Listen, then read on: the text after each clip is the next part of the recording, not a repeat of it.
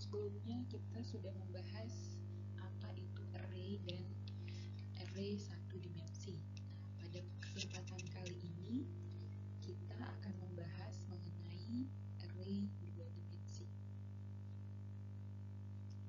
Array dua dimensi merupakan array yang memiliki struktur elemen berupa baris dan kolom. Nah, seperti yang sudah kita pelajari, pada array satu dimensi hanya memiliki satu nomor indeks.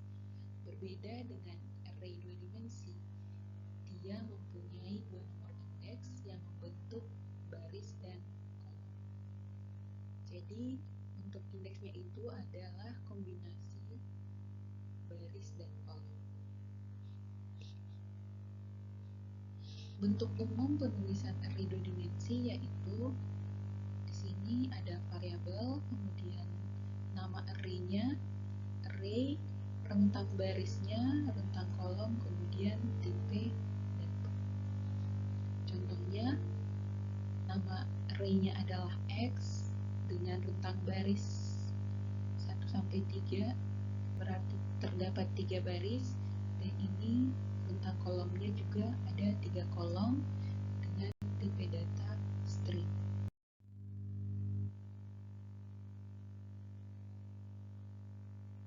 Nah, bagaimana memberi nilai pada elemen array? Nah, untuk memberikan nilai pada elemen array dibutuhkan dua nomor indeks, yaitu kombinasi antara nomor indeks baris dan kolom. Ilustrasinya seperti ini. Nah, untuk memberikan nilai dalam elemen array harus dituliskan nama array-nya, kemudian dia terindeks pada baris keberapa, kemudian terindeks pada kolom keberapa, kemudian data yang akan kita isikan ke dalam indeks baris dan kolom yang sudah kita tentukan di sini sebelumnya. Contohnya seperti ini. Nah, di sini dapat disimpulkan bahwa array X ini terdapat 3 kolom dan 3 baris dengan tipe data integer. Kemudian dari array ini kita ilustrasikan dalam bentuk tabel. Nah, seperti yang diketahui, indeks array dua dimensi itu dia mempunyai indeks kombinasi antara baris dan kolom. Nah, di sini dia matriksnya 3 kali 3. Berarti ada 3 baris dan 3 kolom. Nah, untuk data pertama, dia akan tersimpan pada baris 1, kolom 1. Di sini array-nya namanya X, berarti X1, 1. Kemudian di sini baris pertama, kolom kedua, X1, 2. Kemudian data di sini baris pertama, kolom ketiga, yaitu array X1, 3. Sama halnya untuk baris kedua dan baris ketiga.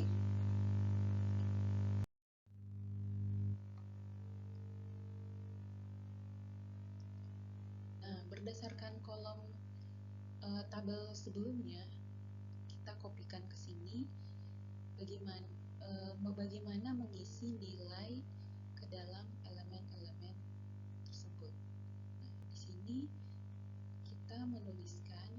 kita deklarasikan dulu nama array-nya yaitu X, kemudian dia terindeks pada baris keberapa, terindeks pada kolom berapa, kemudian nilai yang akan diisikan dalam elemen tersebut nilai berapa.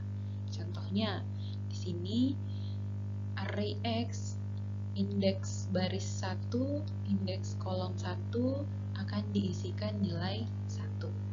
Kemudian array X baris 2 kolom 1 dia akan diisikan nilai 7.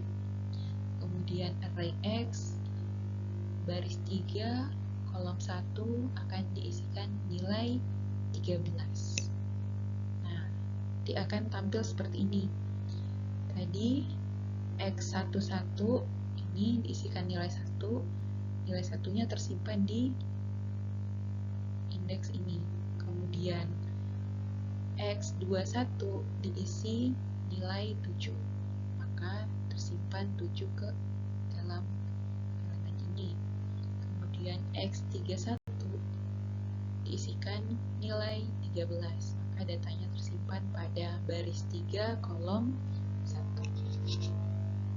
Sama halnya untuk data 3915, kita mengindeks dia di baris keberapa dan kolom berapa, kemudian nilainya berapa.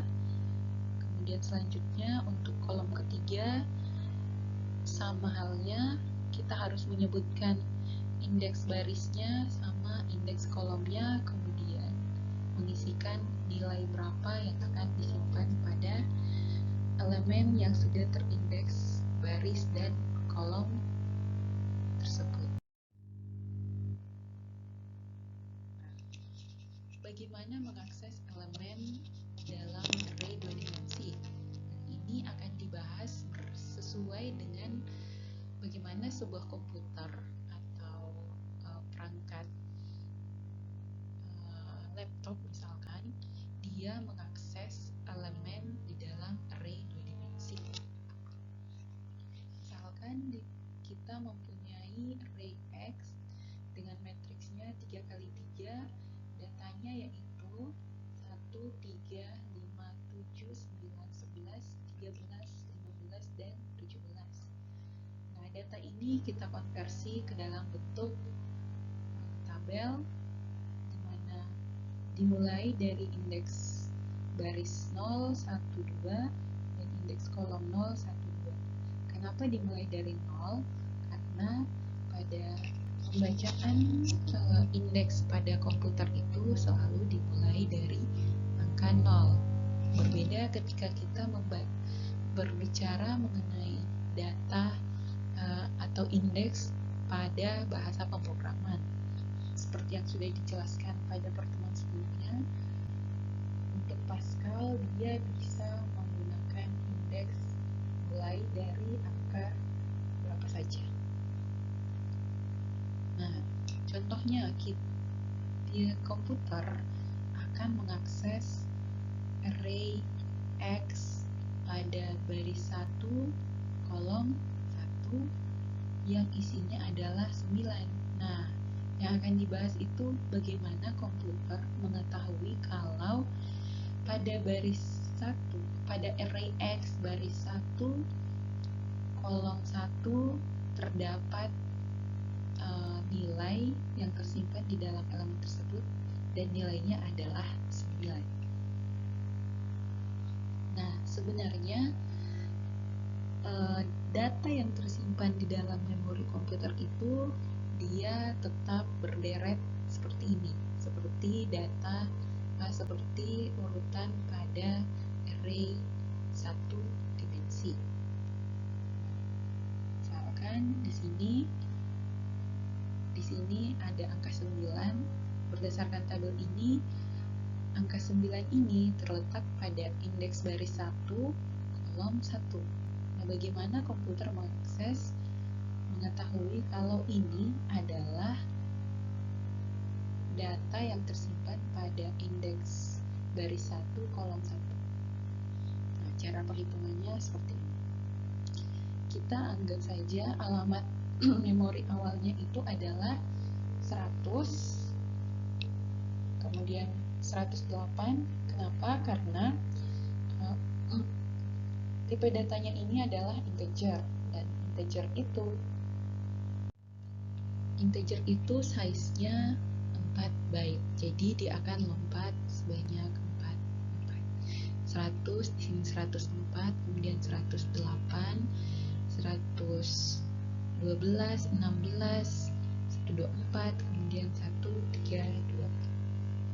Nah, tadi di sini harusnya X11, alamat awal yaitu 100, kemudian size dari tipe data ini adalah integer yaitu 4, kemudian dikali dia berada pada baris keberapa, yaitu baris 1. jumlah kolomnya ada berapa? Oh, 3, karena dia matriksnya 3 kali 3. Kemudian size of tipe datanya balik lagi ke integer, berarti di sini 4 dikali dia berada pada kolom berapa? Kolom 1. Kemudian di sini alamat awal 100 ditambah size of datanya 4 dikali 1 ini dikali 3 jumlah kolomnya, kemudian ditambah 4 ukuran tipe data integer dikali 1 yaitu kolom keberapa, maka hasilnya adalah 116. Sehingga komputer mengetahui kalau data yang terindeks pada array X indeks baris 1 kolom 1 adalah 9. Nah, melalui perhitungan seperti ini dengan mengakses alamat memori pada penyimpanan sebuah komputer. Jadi dia tersimpan pada memori alamat memori 116. Nah, di alamat 116 itu ada angka 9.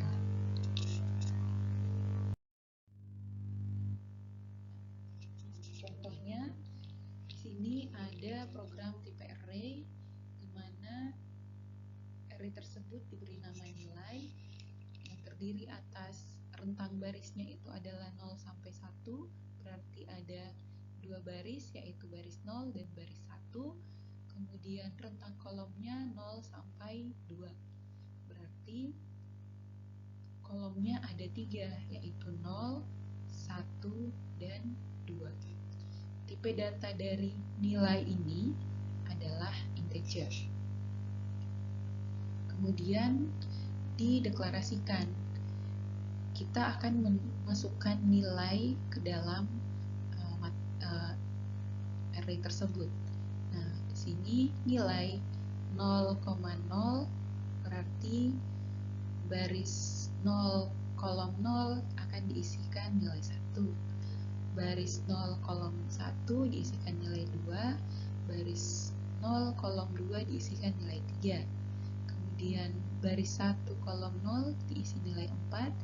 Baris 1 kolom 1 nilainya 5, baris 1 kolom 2 nilainya 6. Kemudian kita akan memberi output dengan menuliskan menggunakan perintah write-ln. Sebutkan, nanti kita tinggal mengakses variabel ini yang sudah dideklarasikan di sini.